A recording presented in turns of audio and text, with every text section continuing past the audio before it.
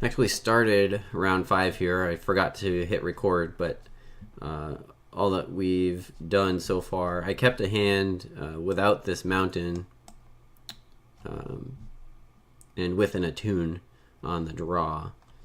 And we played this attune turn 1, getting the second mountain so that we can set up for the Gear Hulk later. This hand's actually really good because we can play Aether Theorist on turn 2. And we have enough mana sources to actually play our Charger and Gear Hulks and Freighter on curve. No creature to crew the Freighter yet, but that's the only thing that this hand is missing, it looks like.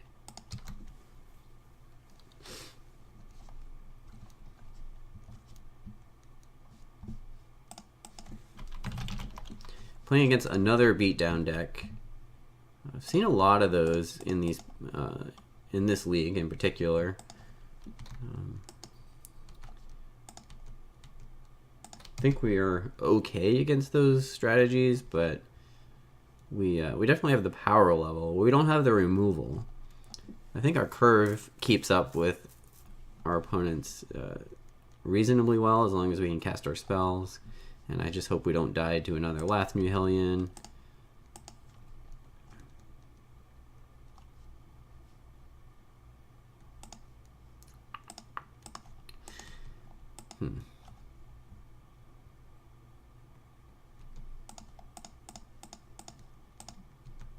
It's too bad we can't crew this because we'd really like to here.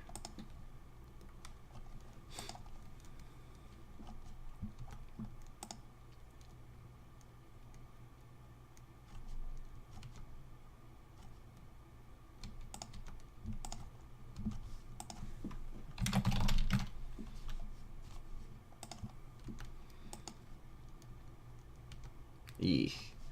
Ovaya is going to be really good against us. When you have no hard removal, utility creatures are just so good. We don't even have removal in our the rest of our pool. We have Revoke. Well, that doesn't stop her either.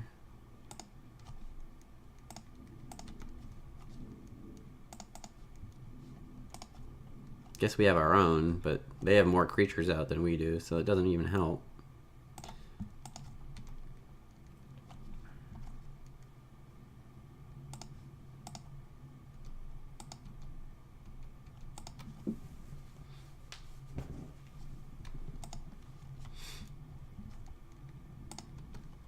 Guess we have more mana than they do, so maybe Ovaya would have helped us, but we only have one creature on board, and I think it's way too slow.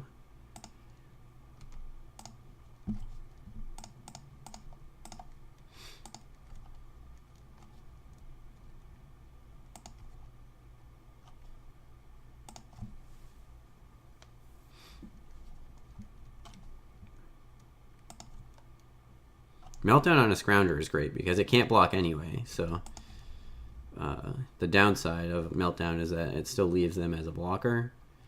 But with the Scrounger, that's not an issue. Unfortunately, they have an Appetite, which is good to know about. Guess we just scry, and I will keep a Stomper, no doubt about that. And the Hellion goes away, which is nice. So maybe we're not in a bad spot after all now that we can gain a little bit of life here. Can we afford to attack? I think no. Probably next turn, though. I think we can actually turn the corner pretty quickly if our opponent stumbles a little bit here. They've been missing land drops, so potential that they can't even attack. They don't.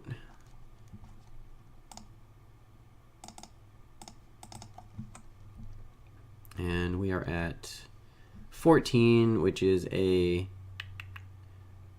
2-turn clock, and we can't attack because they have us on a faster clock than we have them. Maybe attack with one thing. And then we just die to like a welding sparks. We're gonna have to kill them before Ovaya becomes a huge issue, but they're 2 mana away from that right now. I should have activated the Freighter there. Blocked with that. That's more expendable to me than these creatures. I'd rather trade off my trade off my freighter, my vehicles, rather than trading off actual creatures on board.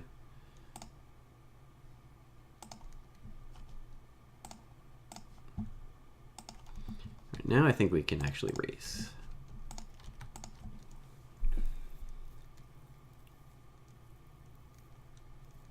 Racing makes the gear Hulk a lot better too.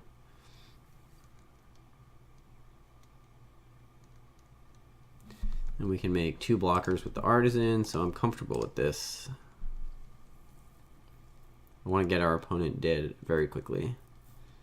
They can't really afford to attack with everything here because I guess all our threats have evasion, right? So if we crew next turn, we can attack for 10, 13 points of evasive damage. Trumpeter might let us do that.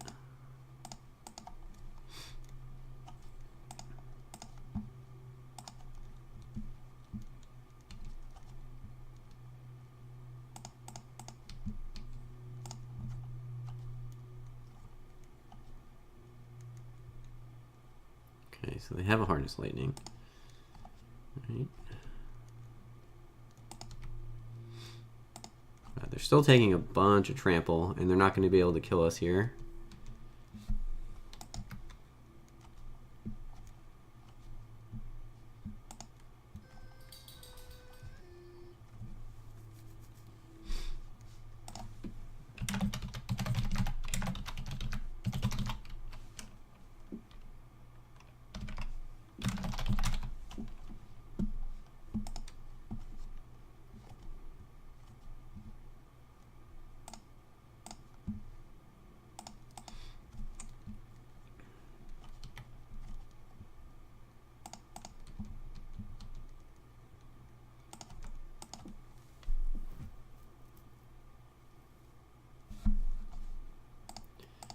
Alright, our opponent stumbled long enough for us to catch back up. If they had been hitting their land drops, we probably would have lost that one. And another green-red aggro deck. Well, I think we've demonstrated that this deck is too slow to keep up with an aggressive draw. So I think we have to go back to our green-white deck, which is a little more streamlined and has more hard removal. Less greedy, and don't know that we want to make any changes here. I think defensively we're already well set up. Let's go ahead and run it.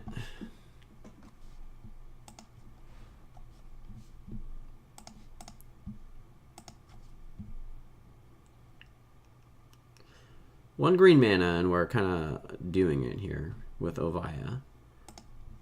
That's a late game plan more than an early game plan, I guess. So looking at our early game, we don't have much. This is mulligan 2. This is probably a mulligan also. No, we need to keep. I don't think you can keep anything that can't cast spells. Like even those middle hands, if we drew lands, I guess we could play a game of Magic, but none of them were really functional unless we drew like 3 or 4 lands off the top. Ooh, a copter. Well, mulligan to 5 versus a copter is probably not going to go well for us. At least we have Fragmentize in this build.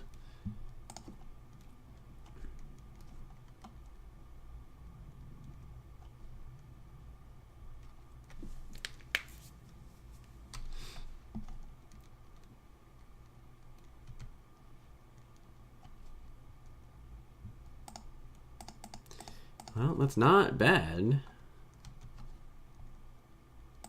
I guess we have a chance.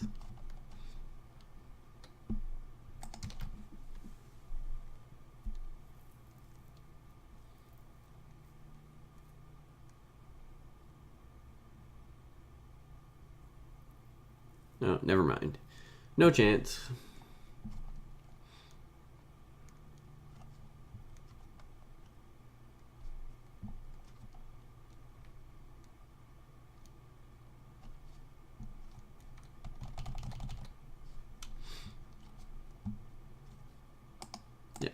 Super dead.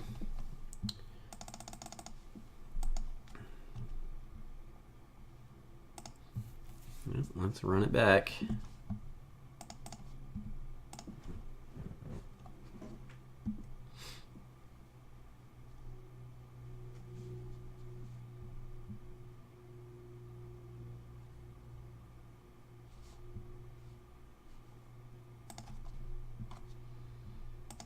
Man, this hand is bad too. Why are all our hands so bad?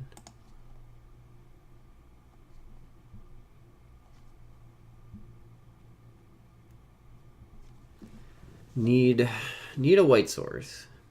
Need 2 mana. Need 2 mana with one of them being a white source. I guess I keep it. I think the upside is high enough that this is worth keeping. But it's a risk.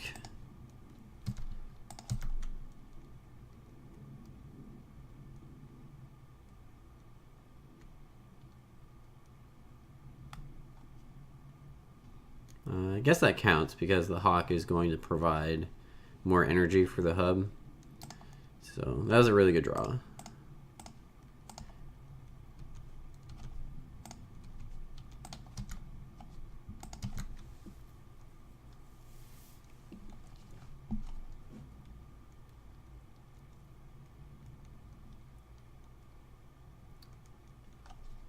Okay.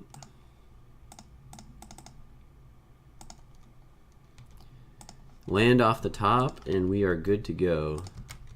Trumpeter into Outrider is great. And then we have a removal spell. Our opponent is spending time with a Ruinous Gremlin, so we're in good shape. That's not what we needed to see there. Well, I guess we're just racing. We're ahead for now, but we're going to need to draw land pretty soon.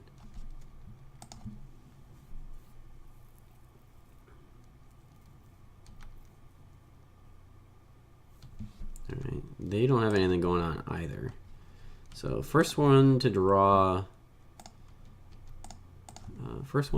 a relevant mana source is going to probably win this game.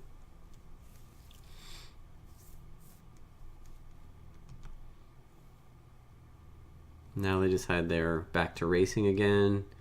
So they must have drawn something they can play here. They drew the land. Yeah. And it's a good one because they can Wanderer out the next. So we really need to hit. All right, we did. We did. We got a shot.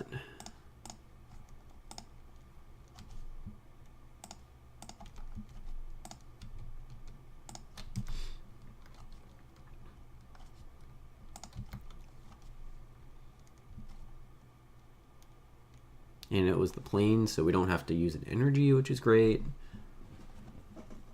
We've got a couple of turns lined up here now. Feeling pretty good.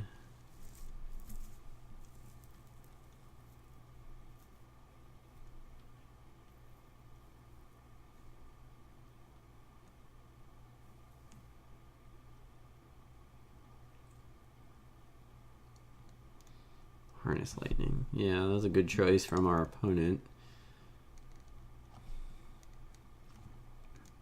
Another Ruinous Gremlin. Are those really that attractive against us for some reason? If we revoke the Wanderer, then there's nothing that can trade for our Outrider. But I don't think we need to do that. I think we can just hit... play another Outrider. And just... well, actually, I could have attacked there, knowing that I'm playing another Outrider. I was thinking I was going to play the Pioneer, but looking at my hand, I think playing Outrider is better. And in that case, I should have attacked with the first one. Well, not really, because if they chose a double block, we would have only been able to trade with the Wanderer. Just trying to buy time until we can play out our hand, because I think we'll win if the game goes long enough.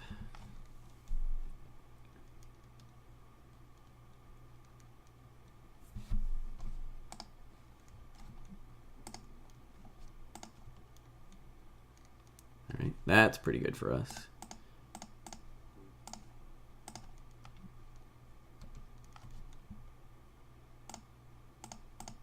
Now I think we just attack all in. Our opponent's going to be able to make some trades here, but that makes our attacks that much better on the next turn.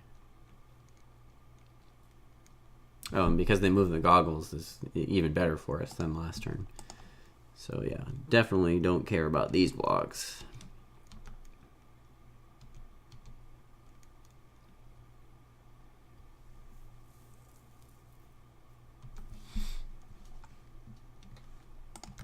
Don't know why these Ruinous Gremlins are in.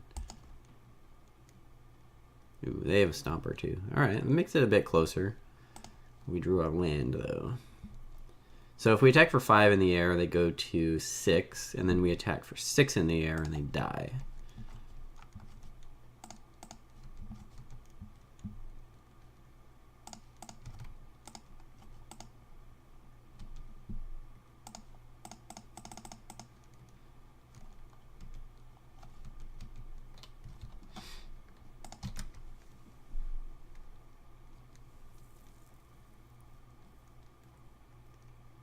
Yep.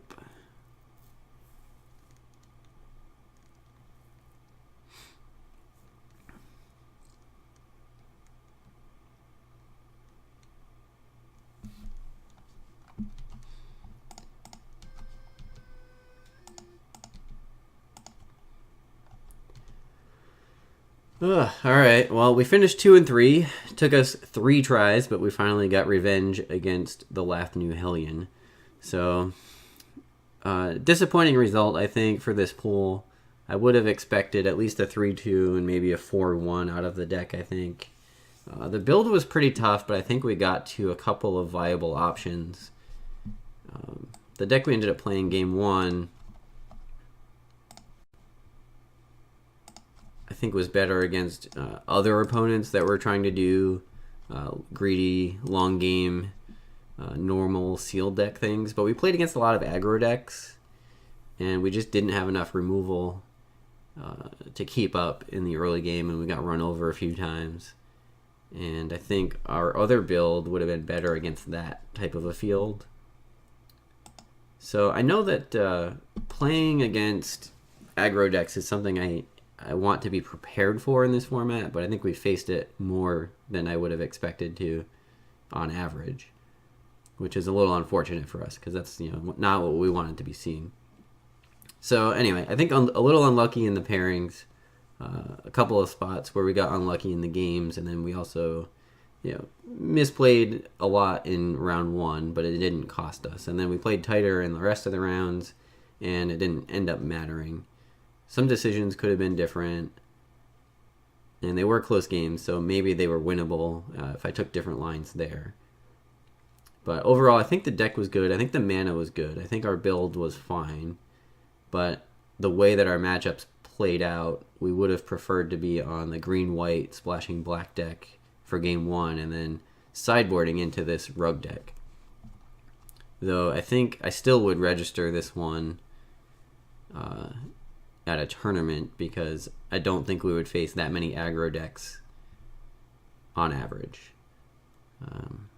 So I think I would be still happy with this build, but the way that our matchups landed us, I think we would have been happier with green-white. Anyway, really interesting poll, really interesting decisions in the build. The games didn't go in our favor, but it was still a good experience nonetheless. Thank you for watching, and I'll see you next time.